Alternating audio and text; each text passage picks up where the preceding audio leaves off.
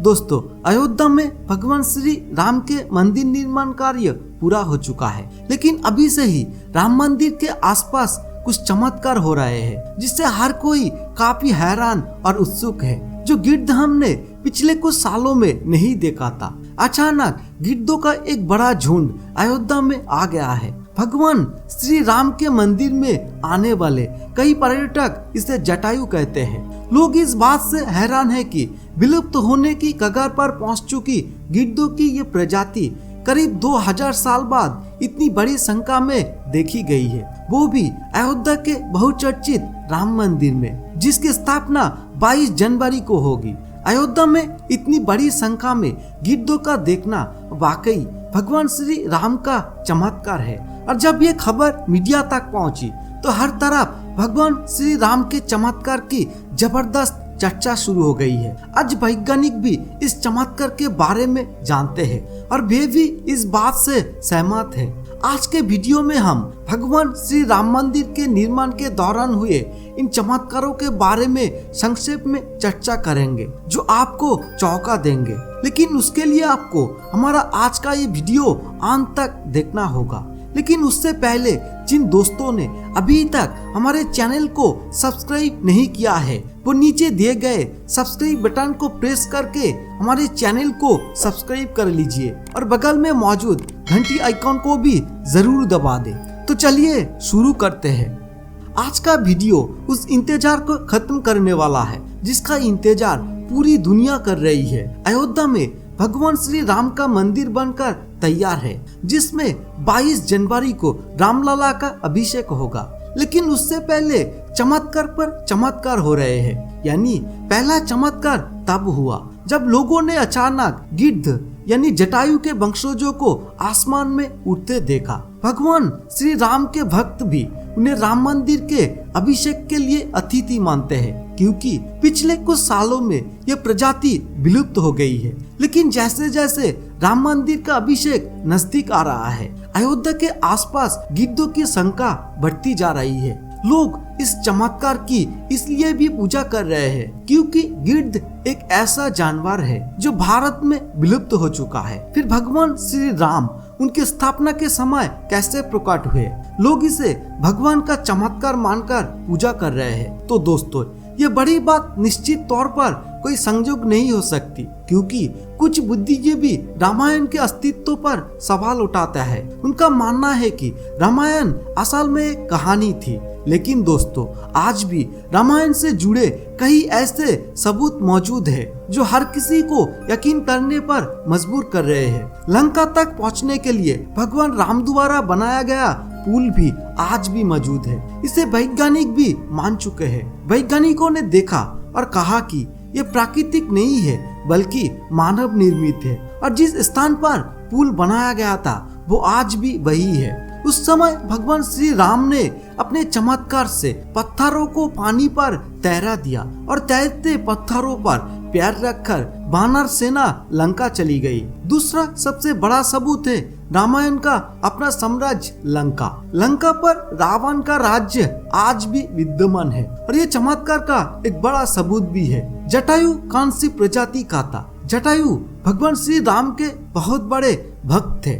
दोस्तों, जटायु और भगवान श्री राम का जिक्र हमें रामायण में कई बार मिलता है। त्रेता युग में जब भगवान श्री राम को उनके पिता ने वनवास जाने का आदेश दिया था, तब भगवान श्री राम की मुलाकात पंचवटी पर पक्षी राजा जटायु से हुई थी। पक्षी राज जटायु माता सीता को अपनी पुत्री के समान मानते थे।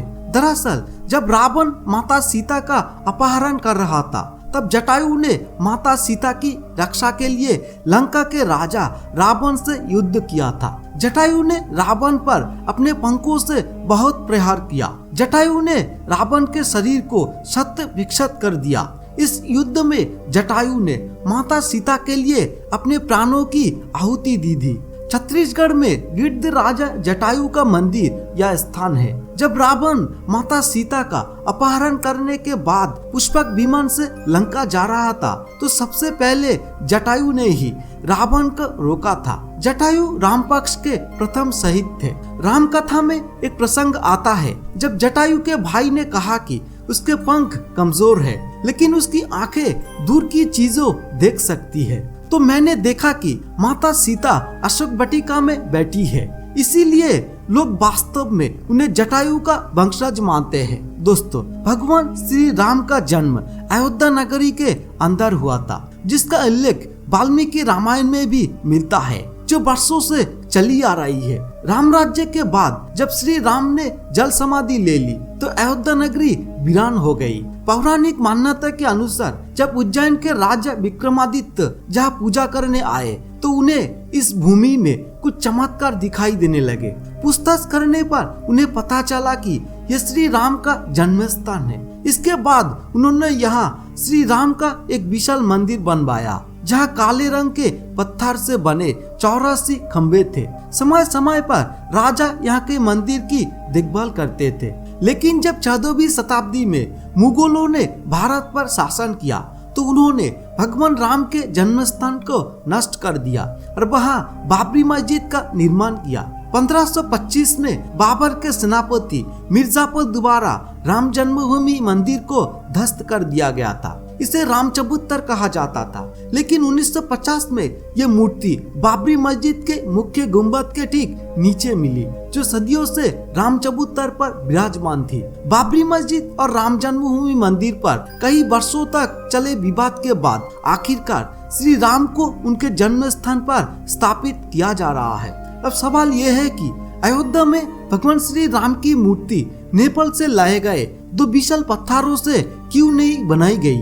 नेपाल के उन 2 पत्थरों की जगह दूसरे पत्थरों का इस्तेमाल करने का क्या कारण है? दरअसल राम मंदिर का निर्माण पूरा होने के बाद फरवरी में नेपाल के कालिंदी तट से 2 शिलाएं अयोध्या में लाई गई थी। इन दोनों पत्थरों का वजन 14 टन और 27 टन था। शुरुआत में कहा गया कि इन पत्थरों का इस्तेमाल राम की मूर्ति बनाने में किया जाता है, लेकिन बाद में पता चला है कि राम की मूर्ति बनाने के लिए उपयुक्त नहीं है। भारतीय मीडिया में छपी कुछ रिपोर्ट्स के मुताबिक इन पत्थरों से मूर्तियां ना बनाने की एक वजह राम मंदिर से जुड़े संतों की आपत्ति भी थी। रिपोर्ट्स के मुताबिक कुछ संतों का मानना था कि इन पत्थरों का इस्तेमाल मूर्तियां बनाने में नहीं किया जा सकता, क्योंकि कालिंदी की चौटन टूटनी नहीं चाहिए, क्योंकि वे शालिग्राम के समान है। हालांकि अयोध्या पहुंचे नेपाली प्रतिनिधियों के मुताबिक इन पत्थरों की तकनीकी